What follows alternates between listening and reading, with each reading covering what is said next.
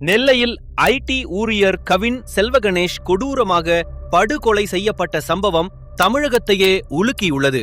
இந்த ஆணவ கொலைக்கு காரணம் கவின் மற்றொரு சாதி பெண்ணை காதலித்ததுதான். கவின் 27, சென்னையின் முன்னணி ஐடி நிறுவனத்தில் பணியாற்றி வந்த இளைஞர்.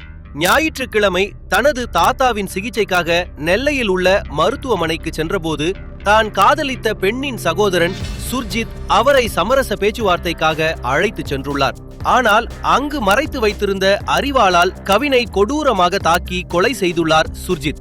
அதிர்ச்சி என்னவென்றால், இந்த கொலையை செய்த சுர்ஜித்தின் பெற்றோர் இருவரும் காவல் உதவி ஆய்வாளர்கள்.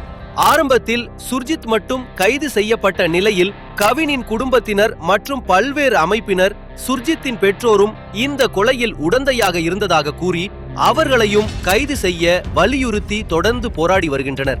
சிசிடிவி காட்சிகளும் கவினின் குடும்பத்தினர் அளித்த புகாரும் இது ஒரு திட்டமிட்ட ஆணவ கொலை என்பதை உறுதிப்படுத்துவதாக கூறப்படுகிறது. இந்த சம்பவம் குறித்து காவல்துறை மேலும் விசாரணை நடத்தி வருகிறது.